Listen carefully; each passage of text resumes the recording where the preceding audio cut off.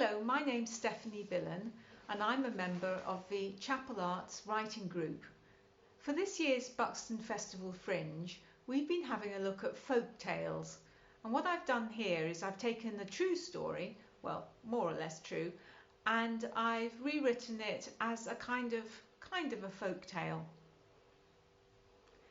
The tale of the girl who loved the people and the places. There was once a little girl called Hannah who lived with her mother and father in a hovel in the hills.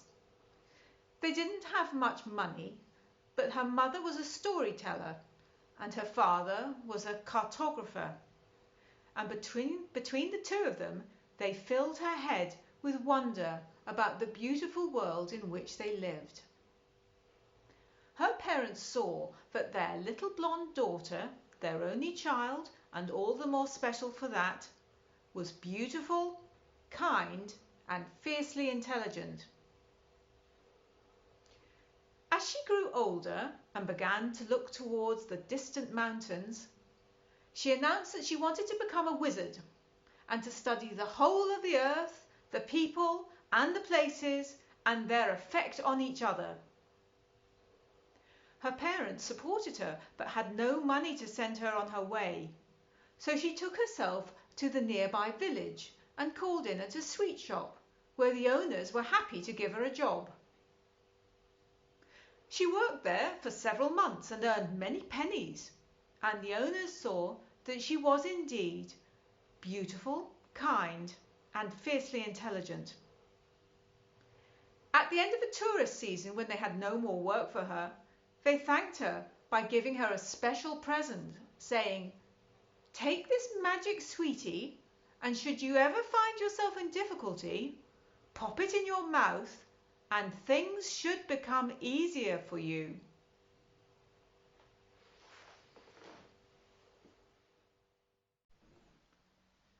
Hannah counted her pennies and realised she needed more, so she called in at a nearby bookshop where the owners were also happy to give her a job.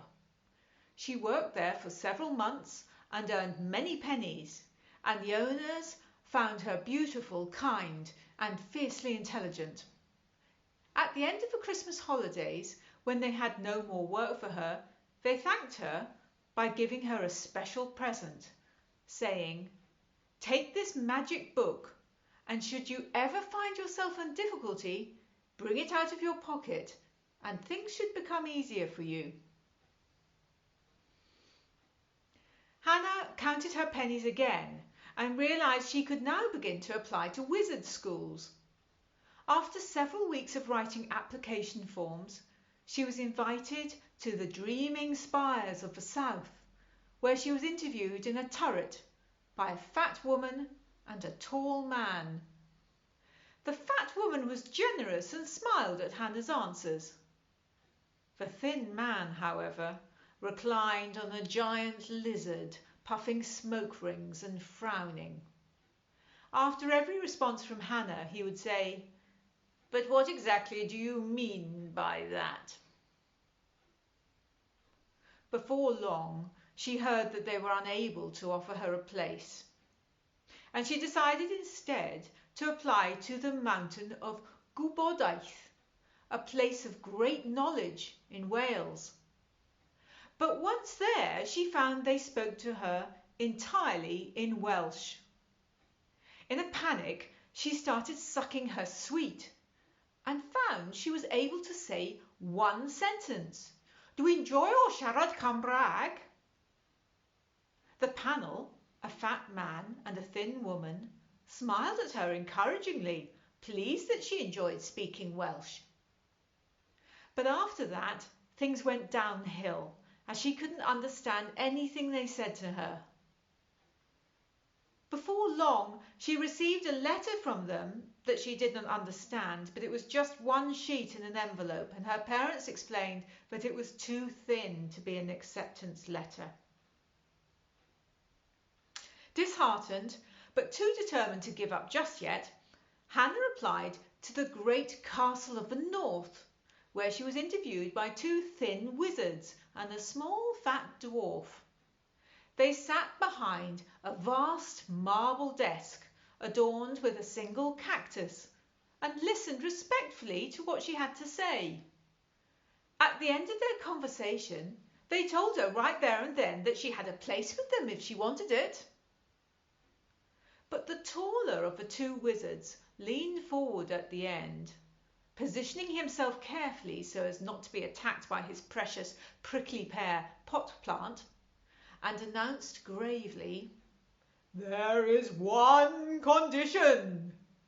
You can choose to study the people of the earth, or you can choose to study the places of the earth. But if you ever try to study both at the same time, you will find yourself back in your hovel."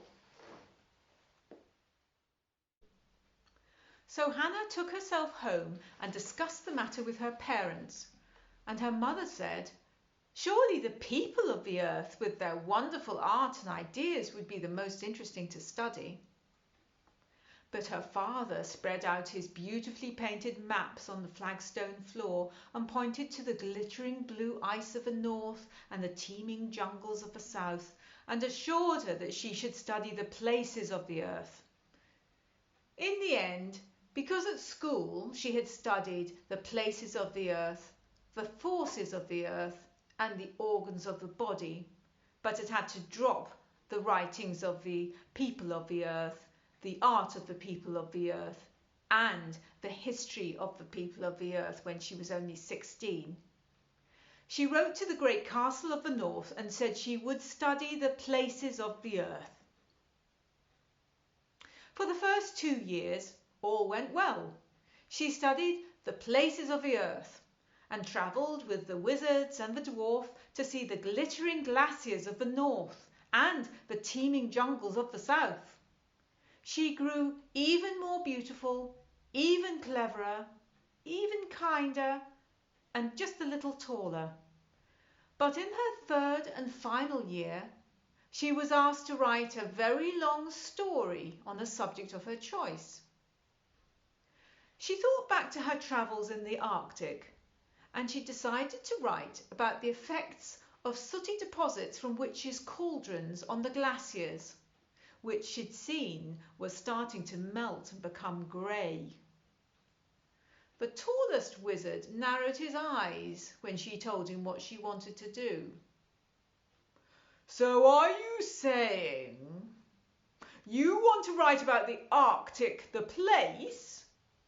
Or do you want to write about the witches, the people who live nearby?"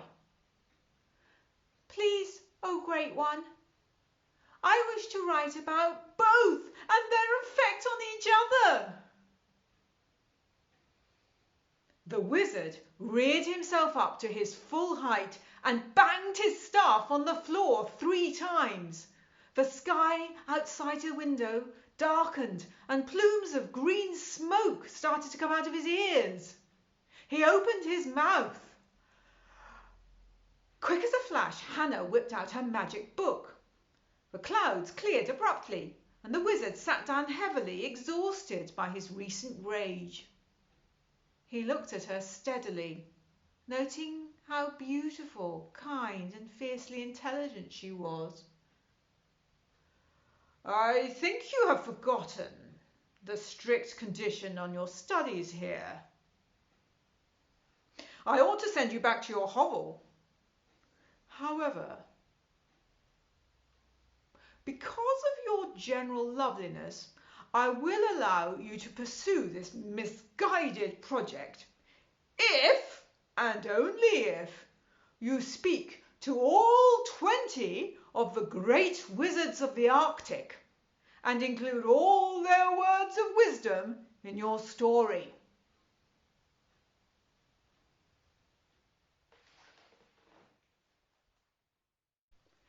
Hannah thanked him profusely and agreed before he could change his mind. But as the weeks went on and the deadline came ever nearer, she checked her messenger owl's beak every morning and more often than not found he had nothing for her. In the end, only 5 of the wizards of the Arctic replied to her. What's more, they all told her that the witch's cauldron had no effect on the glaciers. With great trepidation, she wrote up her story on her mother's advice, including a footnote explaining how she had contacted all 20 wizards of the Arctic, but only 5 had replied.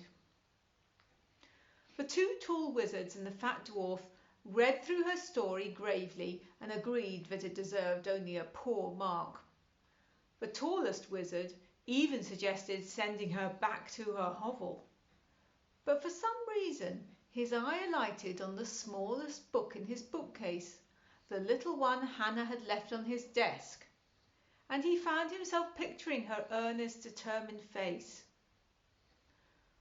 I think perhaps, in view of her excellent studies on the Arctic, the place, and the jungles, the place, we can afford to award her a wizard's hat, albeit a silver one rather than a gold one. Delighted with her wizard's hat, which sat prettily on her now long dark gold tresses, Hannah bade farewell to the castle of the north and travelled to the big chimneys of the south to find a job. Flying over the landscape with the other passengers on the big green dragon service, she noticed that the colours of the earth beneath her were not as bright as they had been in her childhood. The flowers were wilting, and the faraway mountains were no longer frosted with white. Arriving at the chimneys of the south, she headed for a place called the Witch's Cauldron Research Institute.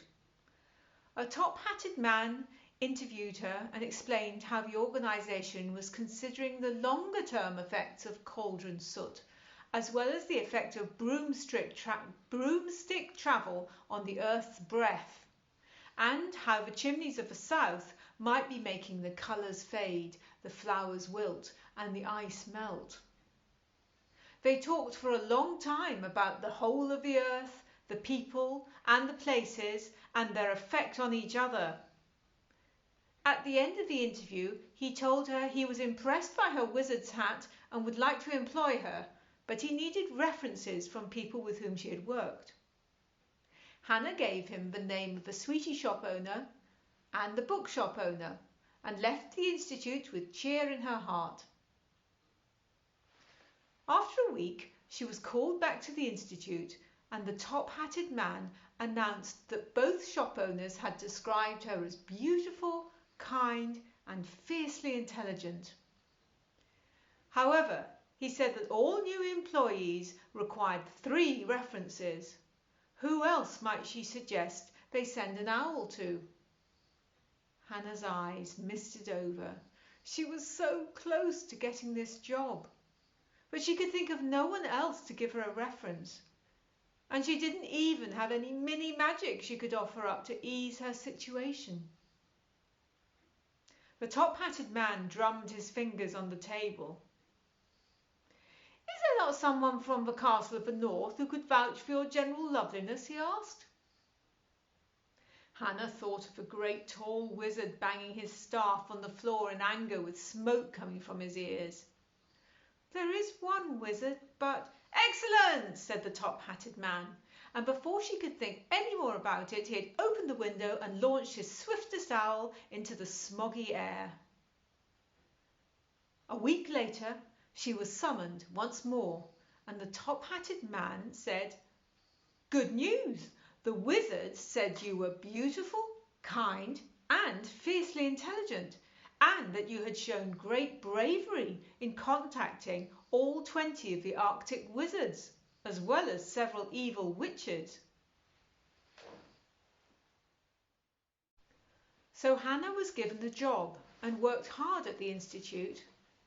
In time, she decided to throw away her silver wizard's hat and made herself a beautiful silvery blue top hat, hand embroidered with faces and flowers, because she realised that being a wizard wasn't enough, and what she really wanted to do was to save the planet. And for that, she really did need to study the whole of the earth the people and the places and their effect on each other.